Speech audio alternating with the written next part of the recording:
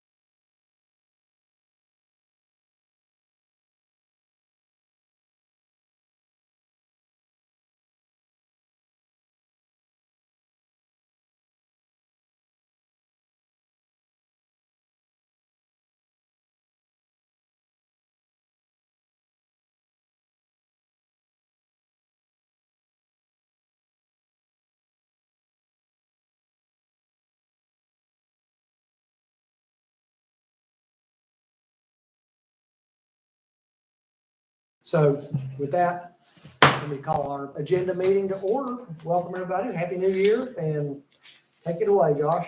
All right, well, I have customary call to order, welcome prayer, pledge of allegiance, and any announcements that need to be made. We'll also do a proclamation for Martin Luther King Jr. Day, coming up on the 17th of this month. Citizen comments, of course, and then we'll roll into communications from staff, councils, commissions, and agencies. We'll hear from Hammer and Hart, and these will be, relatively short presentations. They have relatively been formed recently, and they are trying to provide services to underprivileged folks that may need assistance at their home, whether that be, plumbing issues or whatever, whatever it may be. So they're just going to come and give just a brief kind of overview of what they're doing. And then the Greenways Commission is going to give their first annual report to the council. Great. Back on the Hart and Hammer, that's primarily the Black Mountain Repair guys. That's correct. Okay. That's right. Consent agenda. Adoption of minutes, of course, December 12th, regular session, and December 9th, agenda meeting. A call for a public hearing for rezoning at 713 NC 9, Highway 9. This is a petition from this gentleman to rezone the property located here from TR4 to HB8, TR4 being residential and HB8, of course, being business. Excuse me, that would be actually a February public hearing. Where is that?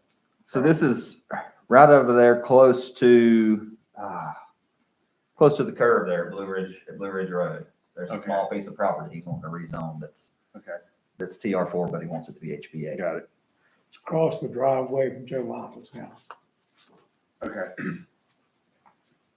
And then this is 5C, the budget amendment for the Carver Community Center solar panel project. We talked about this last month. We've got the budget amendment in there. That budget amendment is for $20,336. Okay. And 5D, project closure ordinance and amendment, water capacity improvement. This is something we have had set up for a few years.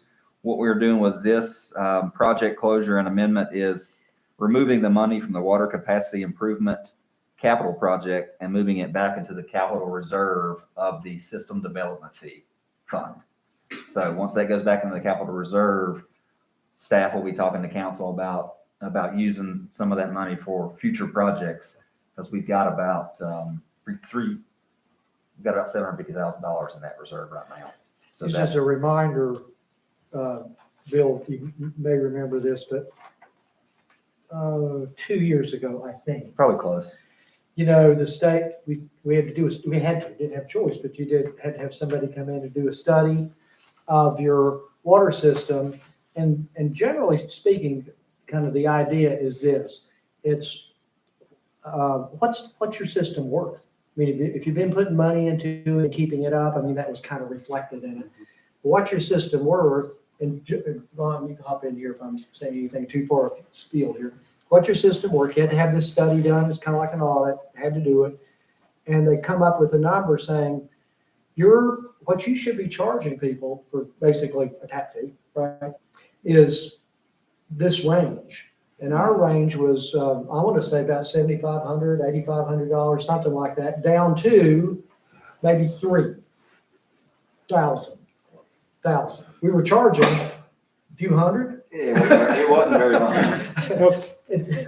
We used to have an impact fee, and so they did away with their impact fee and created a system development fee and created the formula we had to work under to establish that fee. Okay. So then the council targeted kind of halfway between the lower and the upper part, and we're charging. It's about 4. This So single family. the money just accumulated, especially with all the building going on. Okay. And that's kind of about it, isn't it? That's it. It's different amounts we charge for different uses. Right.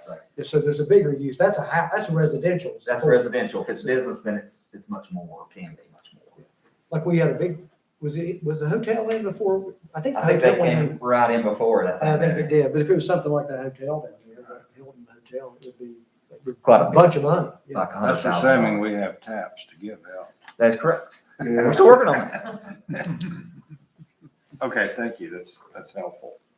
5E, budget amendment transfer for expenses paid for Solano River restoration out of the general fund in fiscal year 19 and 20. We're just doing some cleanup of those, transferring those expenses from that project. 5F, a budget amendment to transfer in of PD restricted fund balance. This is money to transfer. We've had this restricted now for a long time, and this is to transfer it back in so they can purchase a vehicle with this money. I think it's their plan. 5G is this is the updated Greenway Commission ordinance. So this is in consent. Now, myself and Council Member King met with Julia and Julie with the Greenway Commission before Christmas. We sat down, had a discussion, and worked through those two proposals y'all had in front of you last month. We've come to an agreement, and I think they're happy, staff's happy. The biggest thing I think that staff couldn't get on board with was that council liaison. So that has been removed. Pretty much everything else is fine with the Greenway Commission. So now they're called the Active Mobility Commission. Active Mobility Commission. That's right. So that's on consent. So, I guess if someone wants to pull that off, we can, but I think Well, I put that to council. That sounds good to me. Yeah. The idea, which is obviously we all know this, if council any member of council can go to these meetings anyway. That's right. If they wanted this, they can do something that they Anytime. thought was worth, somebody going, maybe somebody can go, probably get one of us, That's for right. sure. So I don't see that as a huge downside. And then 5H, we did receive some money, a grant from the Governor's Crime Commission. So we need to get that appropriated into our budget, and we're going to be spending that money on some equipment for the police department. Item 6, of course, is citizen comments for the second time. No unfinished business. New business, we'll have board appointments for the Zoning Board of Adjustment. We have 2 vacant seats currently that are actual seats, and we have 3 alternate vacancies. So you have 2 applicants for the 2 vacant seats in your packet. 8B is the golf course snack shop lease agreement. So it's time to renew that. She was fine with how we had it structured in the past, and so it's pretty much exactly the same as it was. And then a discussion about the extension of the mask mandate is on here as well. And I asked Josh to put that on. Someone, I can't even remember the name, but I thought it was a good suggestion. Got a note it was when the August, the Delta, Yeah. thing. It was Matt Putnam. And is that who it was? Yeah. And so he just said, we all saw it then. And I thought it was a good suggestion. These things just give, I think council's all on the same page with it, but it gives the public an opportunity to say something if they want to. We may not even have anybody, and we put it on new business so that can be a set aside time for anybody that wants to make public comment. And I think it was pretty good suggestion. May I jump in a moment? I'm not going to be here Monday night. Ann will be sitting in. And I just want to point out one thing about the golf course snack shop lease agreement. She had an option to renew for 1 year under the same terms. And we're doing that. The way it's written is if you approve the contract that's before you, it'll give her this coming year and an option to renew for a following year after that in the same terms. Kind of a rolling Right. option. But for that option, she would just exercise it, stay for another year. But this will give her an additional 1 year option after this year. And I think everything is going Thank super. you. Thank you. super well. I was gonna say, she's been a good tenant as far as She's been a good tenant, she pays, and everything's been going great. She's staying, from my understanding, extremely busy. Oh, yeah, and a lot of people who aren't golfers go down, some people who enjoy going to the bistro, go over for lunch, a lot That's right. of folks that. A lot of people go for breakfast too. Yep. Josh, one quick question about the appointments, the board appointments. If we get more applications, say in the next month or so, to fill those alternate vacancies, we can continue to appoint them as they come in, right? Sure, yes. Item 9 over here, our public hearing. This is for the language to add to our land use code that talks about mobile food vendors and mobile food vendor courts, essentially food trucks. I don't know what this is. And that's it. And you have communication from town attorney and myself, and then communication from mayor and council. I had one question about the food vendor thing that obviously we'll want to talk about this more on Monday, but I got a call from someone concerned about how it would impact the current businesses that have somewhat stationary Well, usually on these types of things, anything that's already in existence is grandfathered grandfathered in. Great. in. So that shouldn't be an issue for those folks. Okay. Any comments, questions, council? If it looks good, then the agenda as presented. Sounds good to everybody. We're ready to roll. That's good. Meeting adjourned.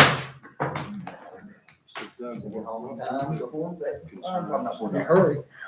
So